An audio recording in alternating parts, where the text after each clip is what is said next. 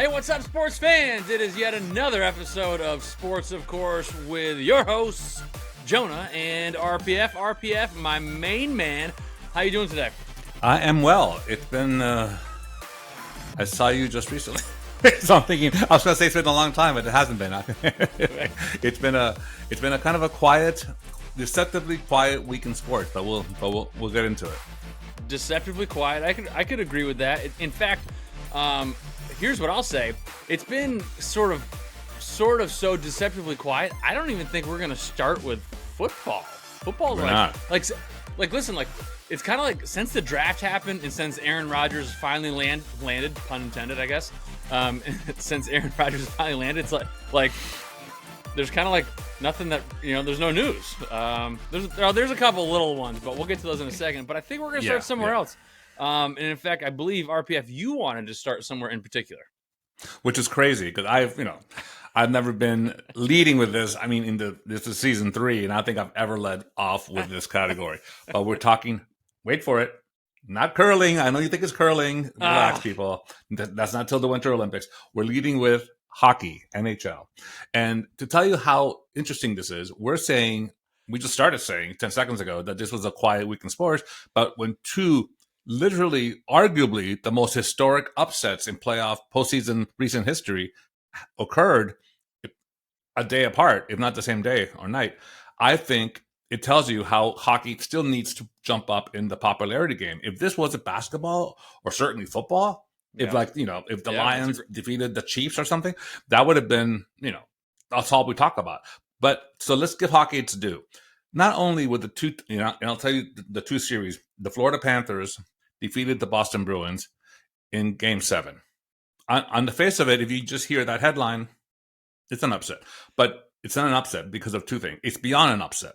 The Bruins, beyond an upset. It's historic proportions. The Bruins were the absolute best team in history during the regular season in hockey. History. No team in history has ever had a better record than Boston Bruins. The people in Boston, which is my hometown, were literally popping champagne way before. And this was the done deal. The Stanley Cup was like a cherry on the sundae, but the sundae melted and exploded in their face. So worse than that, the Bruins were up 3-1 against the Panthers. And worse than that, the Panthers were the best regular season team last season, and they blew it in like 5 games or something against the Tampa team. Not the Panthers, Tampa, whatever they are. Lightning, thank you. The Tampa Lightning in the first round last year's playoff. So it was, to say, and then Game 7 itself. Wait, no, it got crazy. You can't even catch up with yourself. No, it's unbelievable. This hockey was I was out of my skin watching this. Game 7, the Panthers were up all of a sudden in Boston, 2-0. Then Boston came roaring back with 3 goals. The Panthers, with a minute left, or less than a minute left, tied the game in regulation with an empty net. So they kind of came in and just it's a miracle. So all of a sudden the team, the Boston fans are like, what? It's Game 7 overtime. Sudden death to the... And the Boston, Panthers won. Yeah. In Boston. It was as heartbreaking as anything I could ever muster, anything the Red Sox ever did, or, well, maybe not Buckner or Bucky Dent, but it was certainly up there in the annals of in the annals of pain, of Boston pain. Let's not forget the most memorable collapse, but it was incredible. Did you see the game at all? Or did you see the highlights or anything? Yes, I watched. I got caught up on the highlights. It was nuts. To be honest with you, I think subconsciously I didn't really tune into the live game because I was like, the Bruins are gonna win. Okay, Panthers, you had your fun, but this is the best team in history, so okay, and then to what you were saying, when I woke up the next morning, and I do my little check on my phone, I'm like, oh, let's look at this, let's see what the score was, let's see how badly the Bruins beat them, and I was like, what? Wait, the Panthers won? And then I'm like, how did they win? It's funny for me to further complicate my allegiance. I'm a Panther fan because I was raised in Miami, but I was born in Boston. So my first team before Florida had a team in hockey, it was always Boston Bruins, and I was like back in the day when like I'm talking about, I was a kid when Phil Esposito and Yeah. and Bobby Orr and these people, that was like the golden age of the Bruins, and then and the Rangers were the big rival back then in the Canadians. Habs, as they call them. Anyway, so then Right. I'm watching the game 7, and I'm pulling for the Panthers, but I'm kind of not hating on the Bruins. So it's kind of like I'm very conflicted. So Marco walks by and he says, "Are the Dolphins playing?" He goes, "Why?" Because you're doing your Miami crunch. I get on the sofa and I start doing this stuff, and like I can't look, and he's like, "The Dolphins aren't playing, right?" I'm like, "What are you talking about?" No, it's like, he goes, "Why are you doing the Dolphin crunch?" He calls it the Dolphin crunch. Trademark it, Dolphin crunch. No, I'm saying, because I watch the games like this, like 3rd and 7. I can't. That's By the way, can we just talk about one thing? Why does every coach have a play in their playbook for a 3rd and 7, and they dump it off behind the line of scrimmage, hoping for blocking No. up front? You've been watching too much Patriots football. I could not understand. If you need 7 yards, let's try something. Go 7 yards down the field. How's that? Just a theory. Anyway. I would love to see the Patriots playbook for 3rd and long, like 3rd and 14, because all they ever it's a Bible passage. It's like, "Oh, Holy Father, please make us."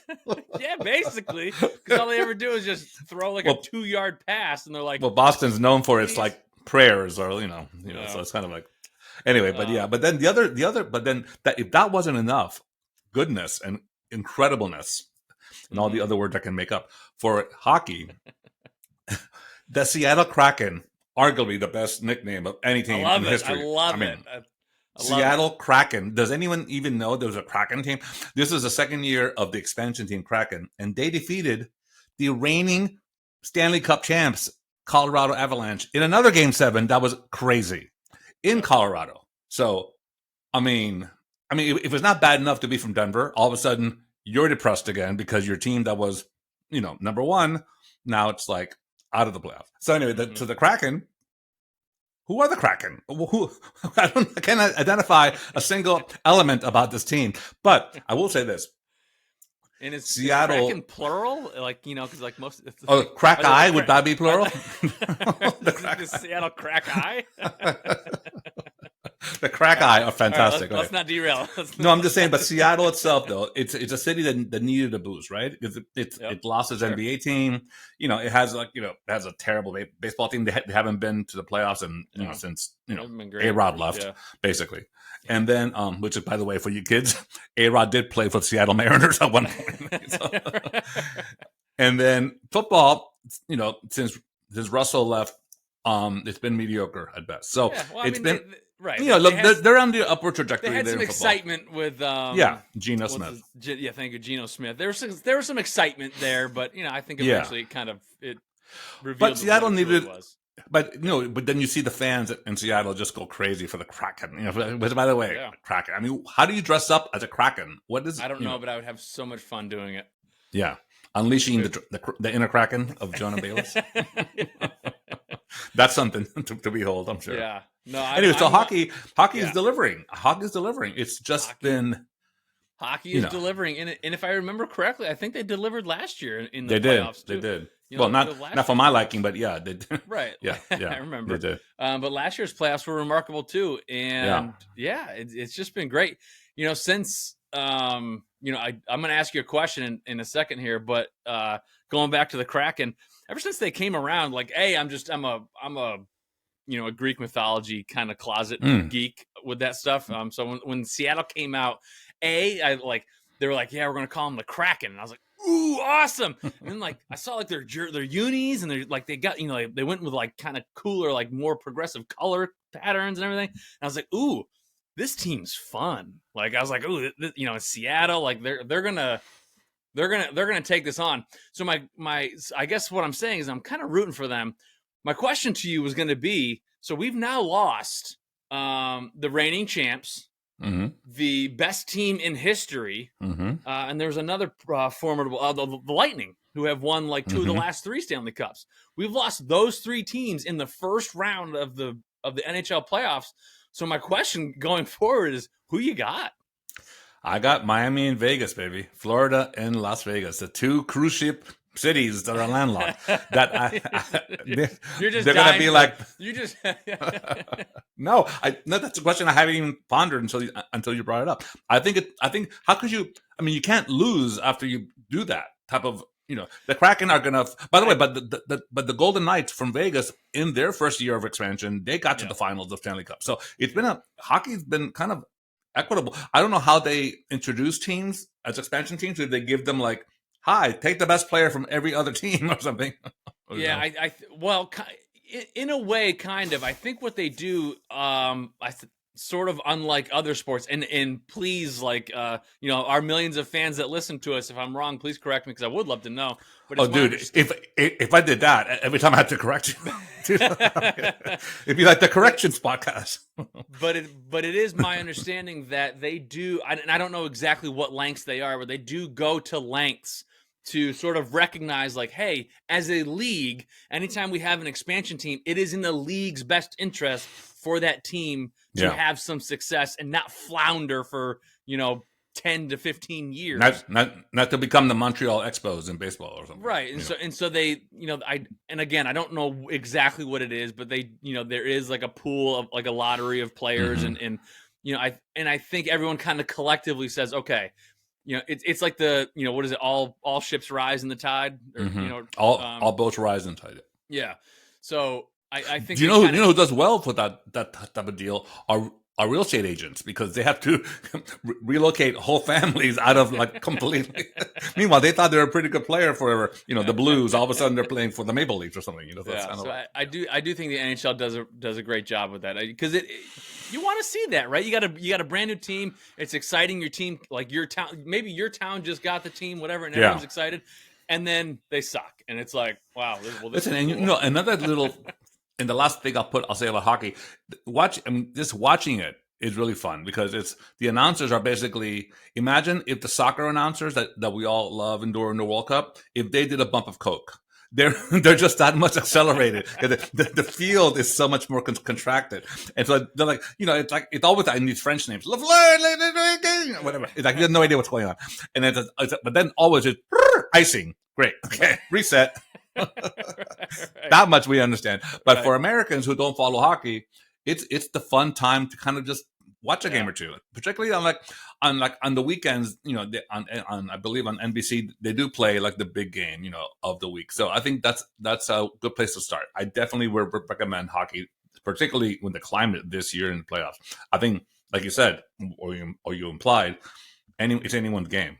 So it's going to be a very interesting Stanley Cup. I do think that. I do think. You're right. The Panthers are, after it's called momentum, right? And going into this next round after they beat the Bruins, kind of from last year, kind of like unfulfilled promise last year. So they're like, can I segue into a non? Because it just hit me. The same idea was no. I'm asking permission, Jonah. I agree. I'm talking about, since hockey and basketball have the same kind of schedules anyway, kind of parallel. Yeah. And in this context, Miami Heat and the Florida Panthers ran a kind of a reverse type of thing. Whereas the Florida Panthers last year, as I mentioned, were the best team in regular season, and they lost in the first round. Miami Heat was the number 1 seed in the East, and as I mentioned a couple of times, were one basket away from going to the finals, and possibly winning the whole championship. This year, the Panthers were steady as they go, kind of middle of the pack, upper top of middle of the pack, and they pulled off the biggest upset. But this year, the Heat, as I mentioned before, also they were depleted with injuries. The whole year, it was just, I think we had 11 times in the entire 82 games season that the starting 5 played together, and we did nothing less. The Heat did nothing less than defeat the mighty Milwaukee Bucks, the top seed in the East and the best record in basketball, in like straight game. I believe it was it 4-0 or something. Like, I think we swept them or had one. No, maybe we lost one game. Anyway, I think it was 4-1. Mm-hmm. The point is that this year's Heat are kind of mirroring the Panthers in the sense that they both teams defeated the top seed, and they're both kind of having this momentum on their, this win in their sails. So the Heat, as I mentioned last episode, they're completely on Jimmy Butler's back, which is he's proving to be. I mean, if this comes close to being consistent throughout the playoffs, it will be of historic proportions. The actual impact he's had. His ankle was rolled at the end of game one. I was going to ask you. I thought he got hurt. Yeah, he rolled his ankle really bad, and he hobbled the last 2 minutes of the game just to ensure that that he beat the mighty Knicks or the hated Knicks. And then in New York, the game 2 came down to the wire. It was tied with a minute and a half left, and the Knicks ran 6 points in a row. So it's now 1-1 back to Miami. And the big question mark is, how's Jimmy Butler? So, Coach Spoelstra, which is Eric Spoelstra, is like the most close to the vest, doesn't reveal much. And him and Belichick must be great fun at parties because they don't say anything. But and who's the guy in the NBA also who doesn't say anything? Who's like the most cryptic interview ever? Does he still coach? It was. Did he retire? What was it? Popovich. He was like, we sucked. Okay, he's done. He's done. We blew it. He was a good one because he was he appeared to be like a friendly, like more jokey, like version of Belichick. Belichick is just like a grump, and he's just like, man. Popovich at least kind of had a twinkle in his eye or something. Right, he did it. He kind of did it with a smile on his face. Kind of knowing he's like, yeah, we sucked. What? But Spoelstra said it's a game time decision. We don't know how he's doing. So anyway, that's obviously everything. But I will say in the NBA playoffs, my larger point is that the Knicks and the Heat are playing, as are the Lakers and Golden State Warriors. It's like Back to the Future. Those four incredible franchises that have not been in play with each other for a long time are now all of a sudden LeBron's playing against the Warriors. What? And Miami's playing against the Knicks. I don't know if you remember this, but back in the day, in the early aughts, as the kids say, 3 straight years the Heat and Knicks squared off in the playoffs, and that was back in the day with like Alonzo Mourning and Tim Hardaway were playing for Miami, and the Knicks had other people. But the point is that it was contentious, and there was a big brawl on the floor of Madison Square Garden with Jeff Van Gundy, then the coach of the Knicks, was in the middle, at the bottom of a pile of people pounding him. It was just like kind of Boston Red Sox Yankees vibe, It was a very interesting thing. So anyway, they have 2 of these series that are Back to the Future, right? And then you have the other 2 series are the Celtics and Sixers, which was like the Celtics, again, are favored. And the Sixers pulled off this massive upset on game 1 in Boston. Boston's having a rough hell of a week, Boston fans. But the Sixers had their MVP candidate sideline, and they beat the Celtics in Boston in game 1. Game 2, their star player came back, and they lost to the Celtics in Boston. So now it's 1-1. Then the other series, of course, is the Denver Denver Nuggets against the Suns, and it's 2-0 Denver. And if you can identify anything interesting about Denver Nuggets, then you're a bigger man than I am. So therefore, I predict the boring Nuggets and the exciting, old man led Lakers against Miami and Boston. That should be fun. Here's a question for you that's just coming to my mind. And that is, if LeBron James leads this team to the finals, like, what does that do for you? Like, is he the GOAT? I mean, is he the GOAT? That's a question. You wouldn't even entertain that question before. Well, I was going to say, season 1, kids. Fairness, go back. In fairness, what I was going to say is that I don't feel kind of qualified to even sort of debate that because I haven't followed basketball so intently. Mm-hmm. In all honesty, the Michael Jordan era, I was a hockey fan. So mm-hmm. I knew who he was. I knew he was amazing. And I know he is considered the GOAT. And obviously looking back, I know all, 6-time, finals MVP, mm-hmm. All the stuff that he's done. And so, and then now you've got this whole LeBron discussion, and I've never really because it's basketball and I don't follow basketball. Can I tell you my take? And I think you'll appreciate it. I think I think two things could be true at once. I think indisputably, and this is a strong word, indisputably, Michael Jordan is the GOAT. I mean, there is no, I mean, empirically, numbers, as far as enthusiasm, I mean, as far as taking over a game, all those things is Michael Jordan, because it was just never done before. What I will say is that LeBron James has done more with less than anyone in history. Okay. When LeBron's on the court, that team is a legitimate NBA Finals contender. That was not all.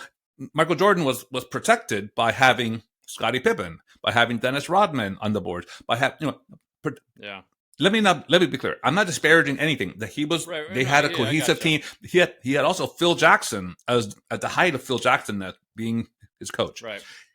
It was the most protected environment in this bubble of amazingness for more than half a decade that he was, but he did come through. He did, he had to fight against the Pistons and their vitriol and everything. But as far as in San Antonio and all this, but ultimately Chicago was intact. They were led by Michael Jordan. There was no question. It was LeBron's kind of spotty, some of it self-inflicted, but some of it like just kind of bouncing around and finding in his nomadic ways. And he's still up here, still in the conversation, tells you his true greatness. And that's what I'm saying. The LeBron did a lot more with less, but all things being equal, Gretzky, Jordan, to me, those are indisputable discussions as far as GOATs in those sports, Yeah. Yeah, no, I just, you mentioned, Jordan had, he said he had Rodman, at the boards for rebounds. And I'm like, and the first thing that came to my mind was like, yeah, LeBron doesn't have that. And you know what he did? He got 20 rebounds the other day. He got 20 rebounds himself. Yeah. As a short forward, I mean, that's not normal, in today's NBA when the forwards are 6'10", that's and I think what else is also kind of prompting this question is I think about the fact that they are going up right now against Steph Curry and the Warriors, who have been, for the past decade, one of the most, if not the most formidable team. Yeah. So like all of a sudden I'm just kind of like realizing, right, I'm having this epiphany that like the Lakers and LeBron James in particular are at this like this moment in time where like he's got this series in particular, if they can get through the Warriors, and LeBron can do it on, carrying them on the shoulders. I like all of a sudden. Remember, 3 weeks before the playoffs, people they said the Lakers are not even going to make it. Yeah, and, but let me say this.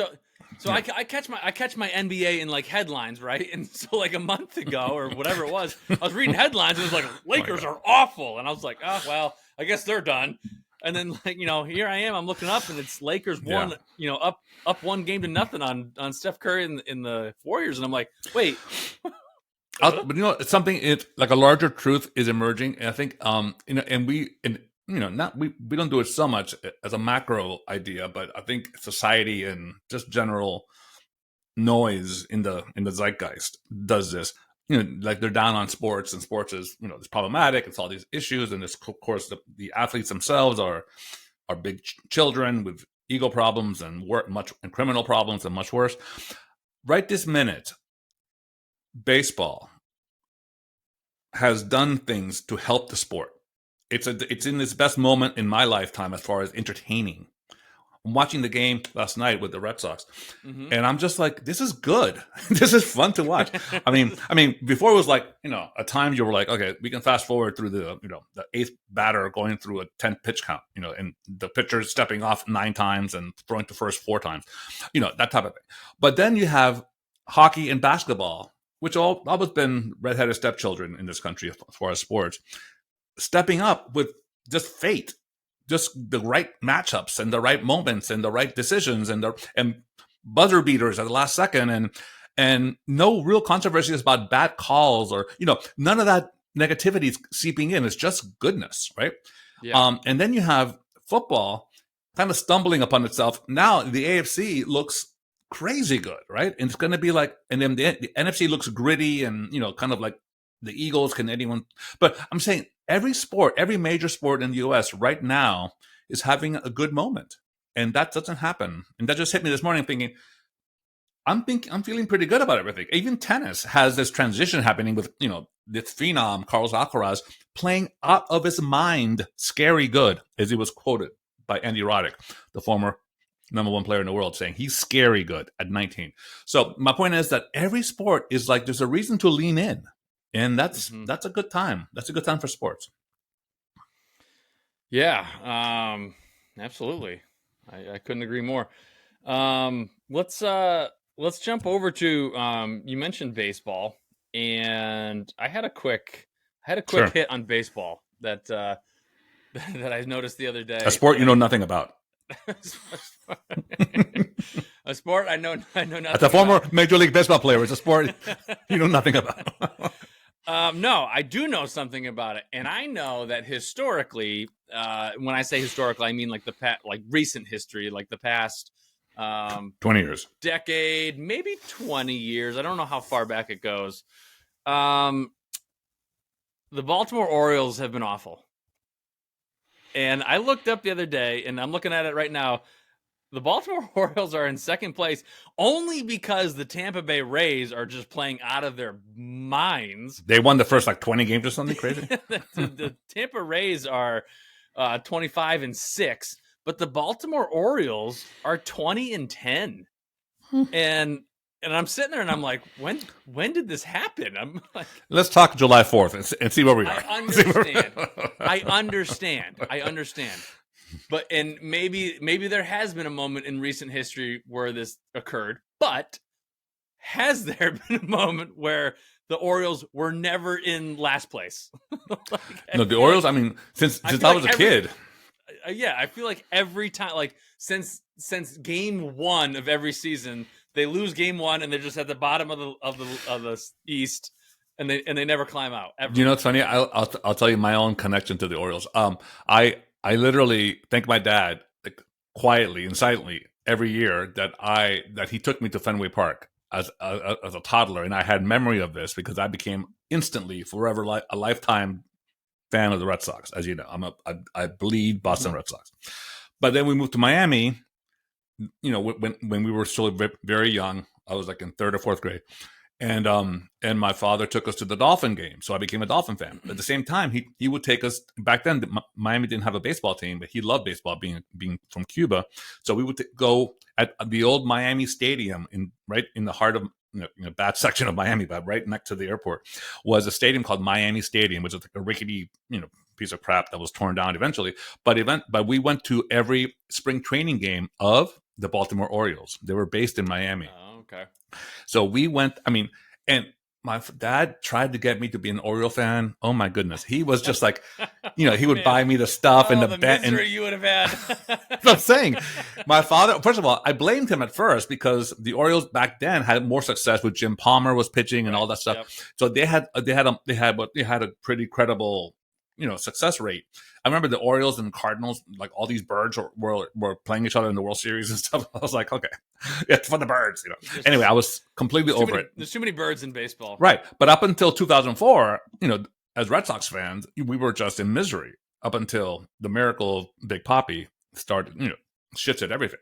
But so I was kind of like upset that I was a Red Sox fan for a minute, because just the misery and the suffering and the Bucky Dentness of it all. And then, but then now the past 20 years or so, I'm like, Dad, thank you so much for taking me to Fenway Park. I would have been an Orioles fan. I could only take so much. And I wonder how many kids in Miami are still Oriole fans, because that was the only team that came to Miami. And the Yankee fans would have Fort Lauderdale. They played in Fort Lauderdale. So north of Miami, just north of us, all these wealthier kids, from the, better neighborhoods, were all Yankee fans, because they were not only the Snowbirds, and they're also, anyway, the Yankees played in Fort Lauderdale. So the point is that I averted the disaster of being an Orioles fan, just barely.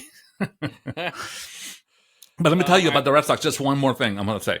So this season, as I mentioned, everyone's doing kind of interesting things in sports. The Red Sox, which are having, admittedly, again, in the same division as the Orioles and the crazy Tampa Bay Rays, they just swept the Toronto Blue Jays, by the way, which is not, last year we lost, I think, 17 times to to the Blue Jays. So that's a big deal.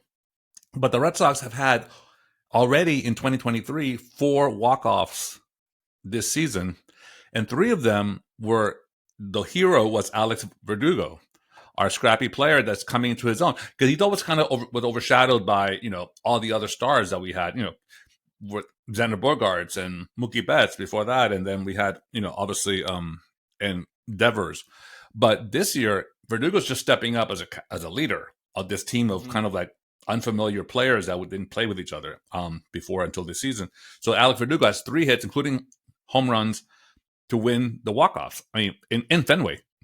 Generally, obviously, a walk-off, you have to be home. But anyway, it was tremendously. It's been really exciting to watch, to say the least. Including this week, on I believe it was Monday night, that we won again in a walk-off.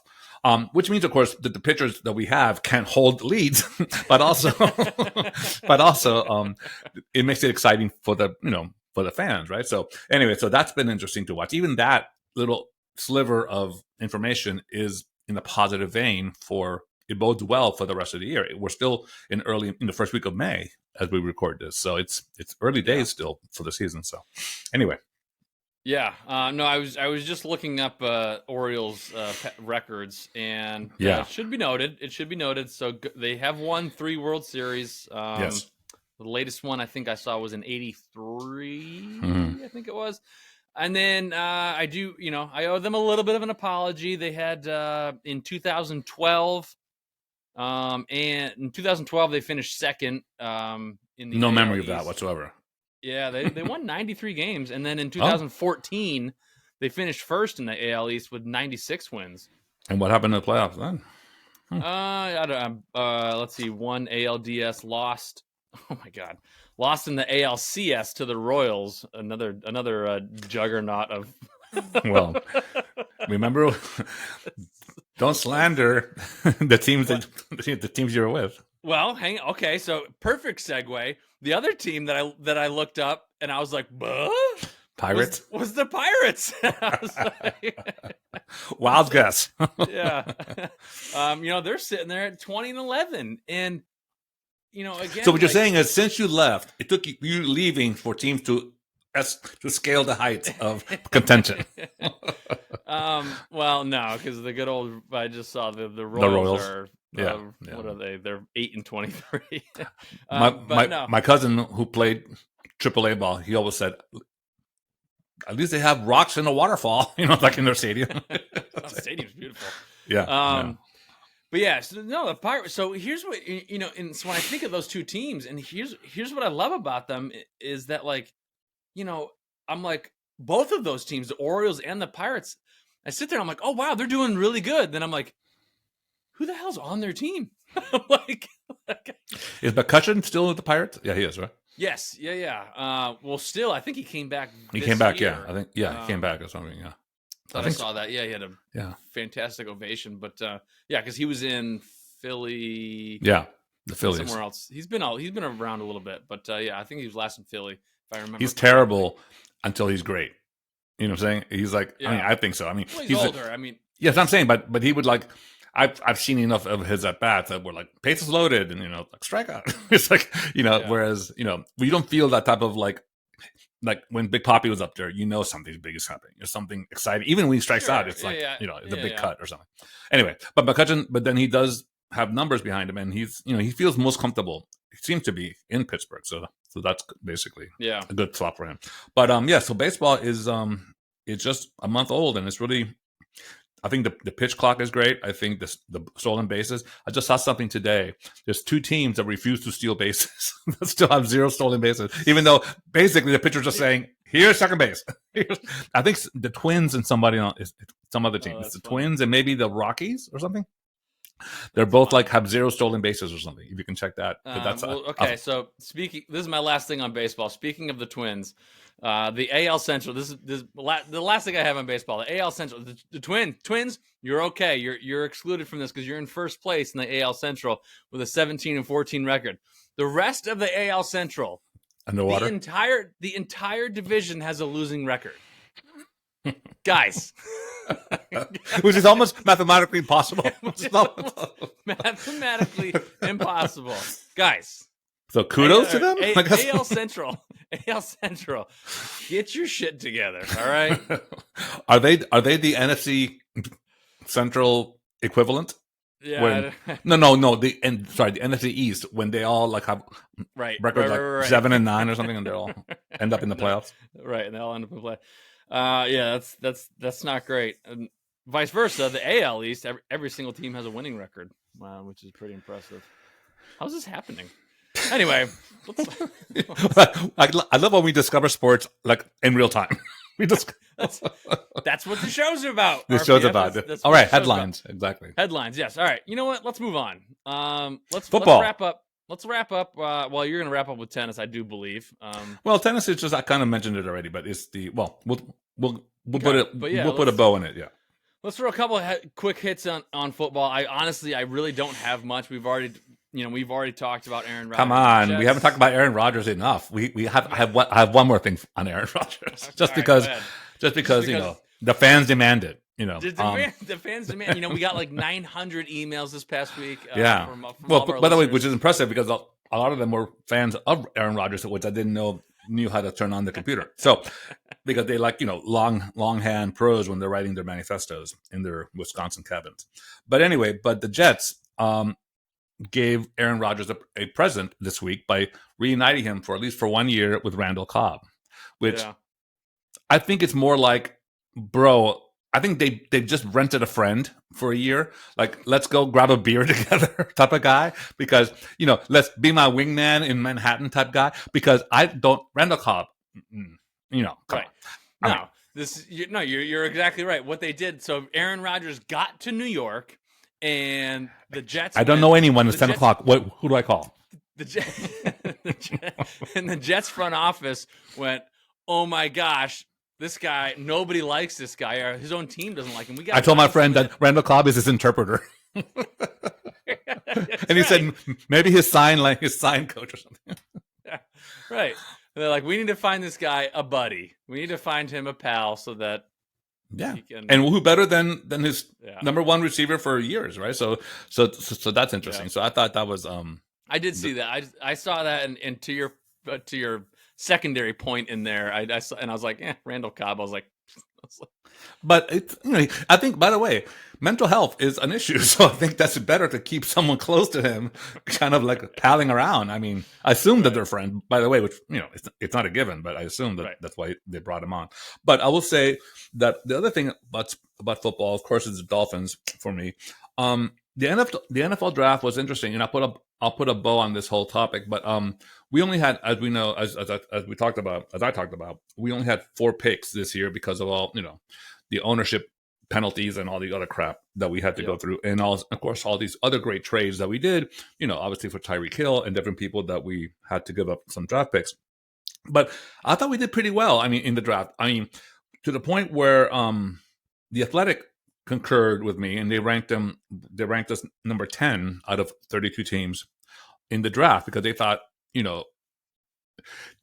we're seeing something in players that other teams passed up on, which is interesting. But also the weirdness, I'll just say it quickly, we drafted a tight end who is exactly Mike Gesicki light, who is a great receiver / tight end that needs development in blocking. So the Dolphin fans were like, why would we get rid of Mike Gesicki when we have Mike, and then draft junior Mike Gesicki? So that was interesting to us.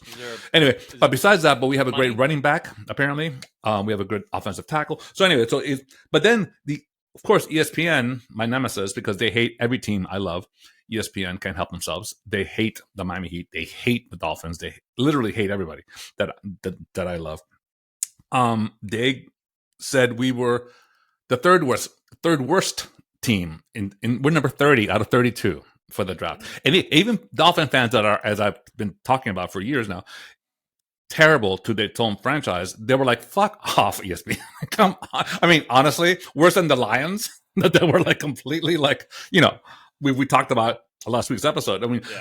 But that's just They petty did and have mean. the Lions did, however, because we talked about this. The Lions did, however, I saw they just traded DeAndre Swift, one of the running backs. I saw that, So which makes they sense. They did now. have a plan, right? Like there was a plan for their thankfully genius, they weren't that or retroactively they had to figure out a plan.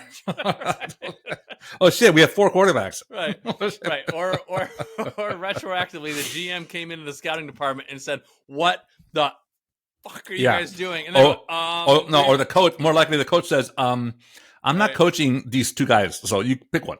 And they went immediately on the spot. They went, "There's a plan. There's a plan." Right. It's like a scene from the American Office, from The Office, with like Steve Carell's like, there's a plan. There's Get a plan. Yep. Get a plan. And then Jim would be like, go trade somebody quick. You go trade somebody. I don't care who it is. But yeah, so it's a good week. It's a quiet week in sports with 2 of the biggest upsets in history in hockey. And so let's wrap up with, again, as I mentioned last week, it's the clay court season in tennis. And Carlos Alcaraz, whose birthday is today, by the way, he turns 20 today, which is May the 4th be with you. I'm sorry, I had to say it. I'm sorry, his birthday is Cinco de Mayo, which I told you I had a quasi hilarious, possibly racist friend who worked with me at Esquire back in the day. He would always tell me on Cinco de Mayo, "Happy birthday, Richard." Anyway, clearly, I'm not Mexican, or my birthday is nowhere near Cinco de Mayo, but it was a very he would go all out. He would bring cake and balloons, and he would tell people it's my birthday. It was just this whole thing. It was like he would go to restaurants with me and say, "It's his birthday." Meanwhile, like, oh my God. Anyway, but he's really one of my good friends. But also, meanwhile, you're like, "Oh, this is fun. This is Cinco de Mayo. It's a fun birthday." It's like tequila shots and I'll take it. and margaritas, right? So it was fun. I never had a burrito in my life until I was in college. It's like we're not Mexican, we're Cuban. Anyway, but Carlos Alcaraz, as I mentioned 100 times, he is the real thing. I've been watching this week. They're playing in Madrid, which is the tournament at the 1,000 level, which is called the Masters 1,000, which is the second highest ranked tournament after the Grand Slams, which are the 4 Grand Slams. He's beating players. He beat Tsitsipas last week in the finals of Barcelona. He's beating Zverev, went on the record, who's like, Zverev was just number 3 in the world just last year before he got hurt at Roland Garros. He literally told in the press conference, Zverev's like, "I'm really eager to beat him." No, and he's up. He beat him 3 out of 4 times. He beat Alcaraz. So he was like, I can't wait to play him, blah, blah, blah. Alcaraz says, he just said in the press conference, he said, "Okay." They told him what he said, and he goes, "Okay." Alcaraz beat him 6-1, 6-2. There's no That's cool. There's no like transit. They literally went from Queen Elizabeth to what's the kid's name to what's his name? The guy, the Charles's son who's married to Kate. Prince Andrew. What's his name? William. No. Anyway, the point is they skipped Charles. Zverev and Tsitsipas and all these, and Rublev and Medvedev, which is still kind of in there. They're all kind of being hopped over by this. Yeah. He's not a phenom. He's literally like I told you last week. If the impossibility of genetics of Nadal, Djokovic, and Federer were rolled into one, with the personality of a Disney character at the theme park, which everyone loves, it's this kid. It's not kid. He's 20 now. Tomorrow, Carlos Alcaraz is going to be. My point to all of this is, if you like sports, if you like watching the best at the world, whatever they do, please take a match. That's important. Watch this guy. Every match, he comes up with at least 3 or 4 points that are not possible from anybody else in the world.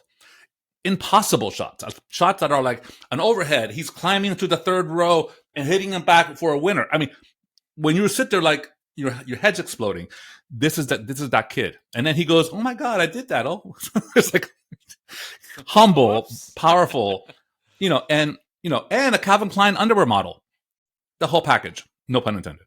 So anyway, wait. Well, pun a little intended, not so little intended, if you know what. Anyway, so the point is that we're derailing. hang on to the caboose of the car. No, the point is that this is the real deal. Carlos Alcaraz will be considered among the very greats in history, barring injury, of course, as always. So anyway, that's just my last tidbit of the sports week. So he's not the next Nadal. He's not the next Djokovic. He's not the next Federer. He's the first Alcaraz. He's Njokerer. He's Rafa the Joker. You can't even wrap your head around that one. I know. He's like, so he's gonna be. I mean, people thought tennis was gonna be suffering with good reason because but I don't know. This guy is fun to watch. Cool. And anyway, so now as we speak today, he's in the semifinals of the Masters.